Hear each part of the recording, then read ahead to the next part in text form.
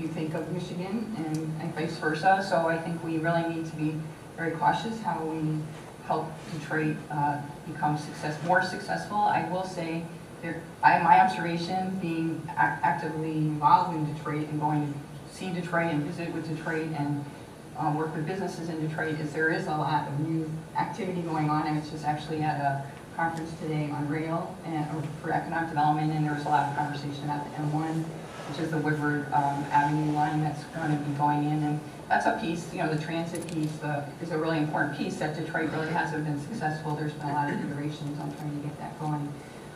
There's been a lot of contributing factors to what's going on in Detroit. I would definitely agree that there has been a lot of mismanagement. There has been some good leadership in the past. So I think there's a combination of different factors. The fact that so many people have left the city was there are contributing factors to that reason, and I don't really want to get into that because I think there's a long history there. I do think that it's important that we support Detroit because it is an identity that we carry globally, and it's important that we give it a chance to get a vibrant restart. And there's a lot of wonderful assets there that we should be supporting. The biggest challenge I think Detroit has is it relied on the car, and what happened by it's so spread out. It's actually the size of 3 cities.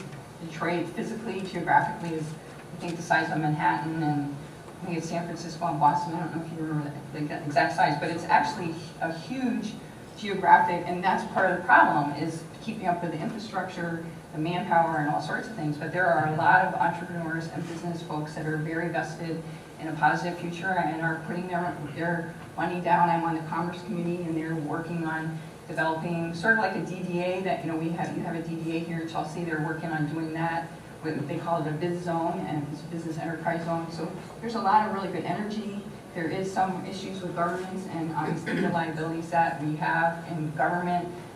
This is a national issue. Actually, most urban areas are really struggling with urban decay, and the aging infrastructure is a huge burden. So there's a lot of challenges. I would just urge all of you to help, support Detroit. There's a lot of really good stories if you do some homework or actually go down and see some of the new shops. There's a lot of young people that are moving to Detroit, and we need to be having a positive message. And I think that's a really big problem that we have in Michigan that we haven't supported. I'm actually not originally from Michigan, and a lot of people don't support Detroit, and there's actually a lot of really interesting things.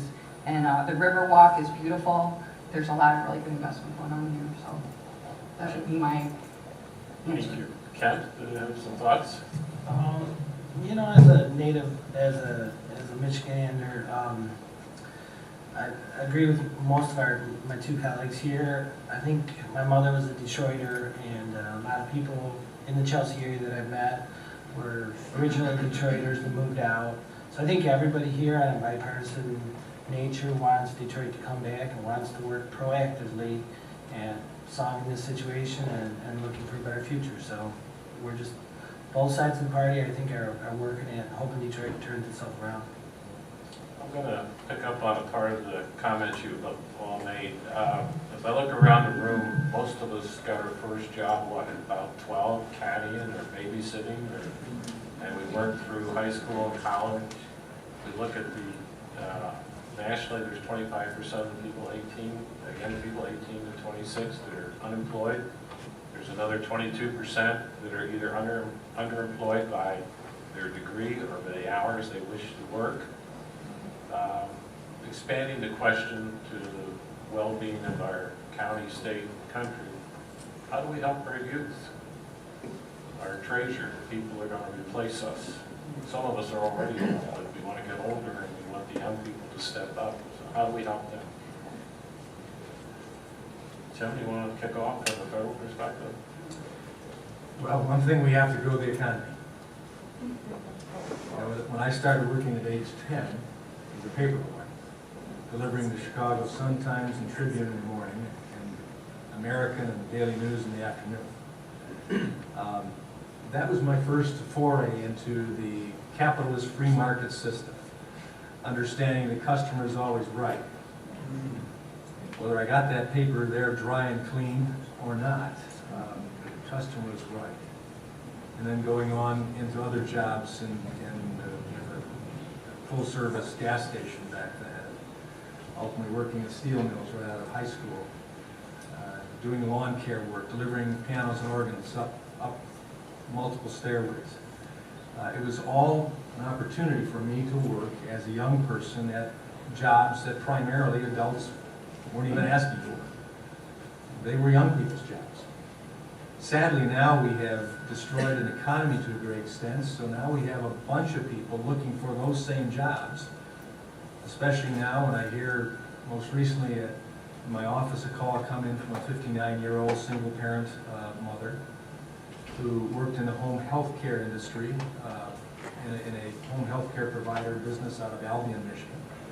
She called us to tell our office in tears that she had just been informed by her employer that her hours were being cut back from part-time 38 hours, now down to 28 hours because of the Affordable Care Act, and the requirements of 30 hours or more being full-time.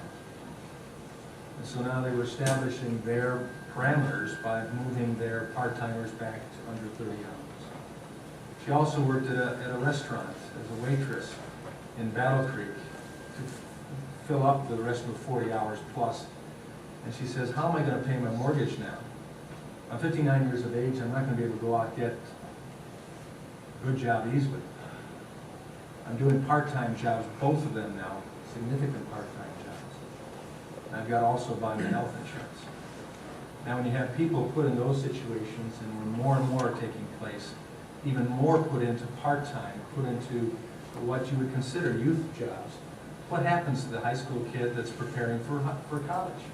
What happens to the college student who is there to secure the next semester's funding?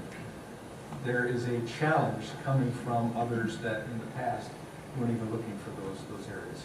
So the number one thing we have to do is we have to recognize the fact that government has to set a level playing field, yes, but then stop putting unnecessary hurdles of unnecessary taxes and unnecessary regulations in the way of our business community, small especially, that makes up 85% of our job opportunities, so that they can employ people in full-time, gainful employment, and then we have the other jobs that are generally known to